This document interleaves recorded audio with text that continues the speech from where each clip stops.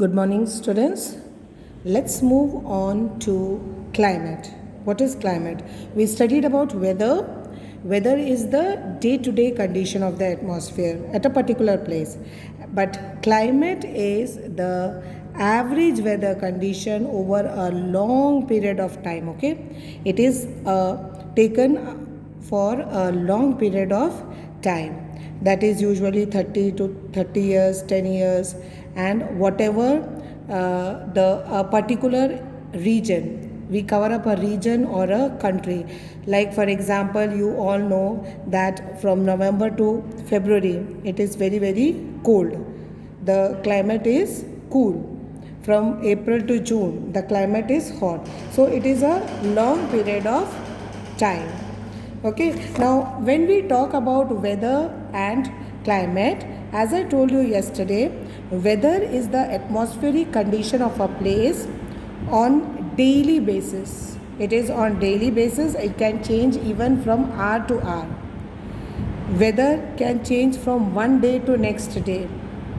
Weather is assigned to a small area.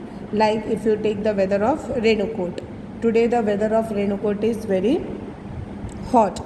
Maybe after 2 hours the weather may become humid or it may start raining.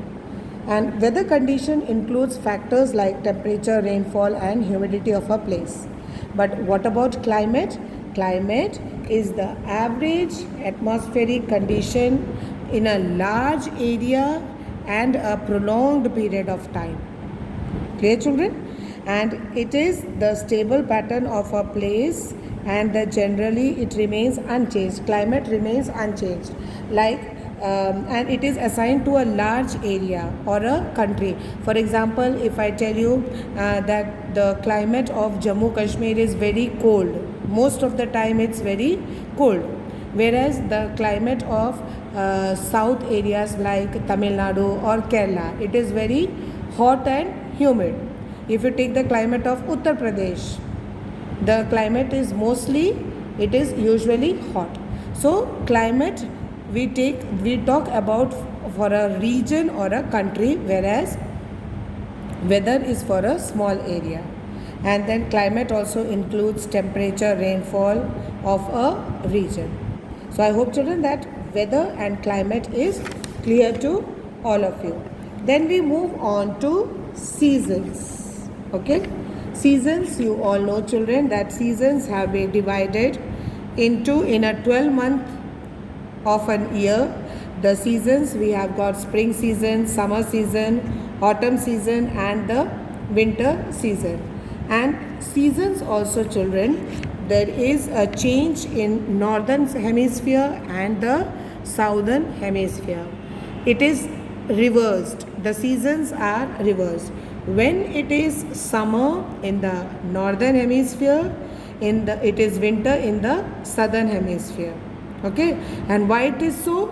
It is because of the earth's permanent inclination of its axis. It is tilted. You all know that it is tilted, and because of the earth's revolution. Now we'll move on to the climatic adaptation of animals. When you talk about climatic adaptation, what are adaptations?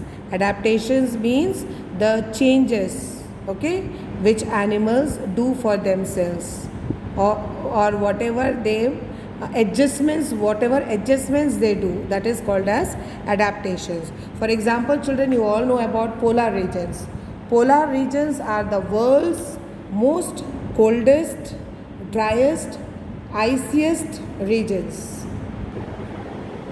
The temperature in polar regions is very very cold. It goes like almost, the normal winter temperature is minus 40 degrees Celsius and the warmest is 10 degrees Celsius. Clear? So in polar regions the animals' life is very very difficult. They have to adjust themselves according to the cold climate. So we will see what are the adaptations of some of the animals, like the adaptations of polar bear. Polar bear, children, you all know that they have got white furs on their body so that they can merge with the background, camouflage with the background. they have got a thick layer of fat on their under their skin, and that thick layer of skin is called as blubber. Their feet have got claws like this, so that they can grip on the snow. They can walk while gripping. So they have got claws. They are very strong swimmers. The speed of swimming is 100 kilometers per hour. Okay, just imagine the speed, so fast. Their nostrils can remain closed under the water for more than 2 minutes. So that is why they can go deep into the water and they can catch the fish. So these are the adaptations of polar bear. Now what are the adaptations of penguins? Now penguins, they are birds, but they cannot fly. They are very good swimmers. Their feathers are stiff. You all must have seen the penguins. The feathers are very stiff, and they are packed, which acts as waterproof coating. Okay, then the dark plumage absorbs the heat. The dark covering, it absorbs the heat.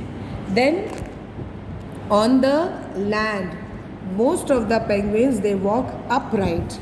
You must have seen the penguins walking, they walk straight. And then they have got a very unique social behavior. What are they? You must have often noticed, children, in Discovery Channel and all.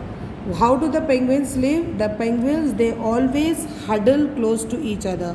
What do you mean by huddle close to each other? Huddle means they always remain in clusters. They remain in group.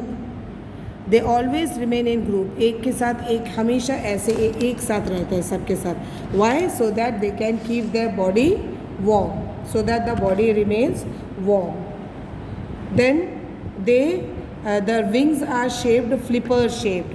Flipper shaped means they can very easily swim under the water. Their body is also streamlined, and they have got webbed feet. Webbed feet means just like frogs, you must have seen the feet is webbed. Webbed means between the fingers. If these are the fingers, there are webs like this. Okay, so the webbed feet helps them to swim very easily.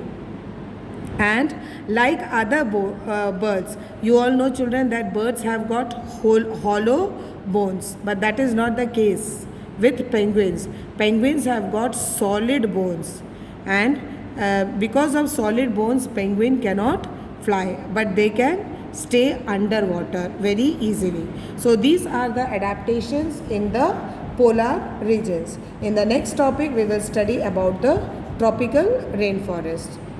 Till then, children, be safe.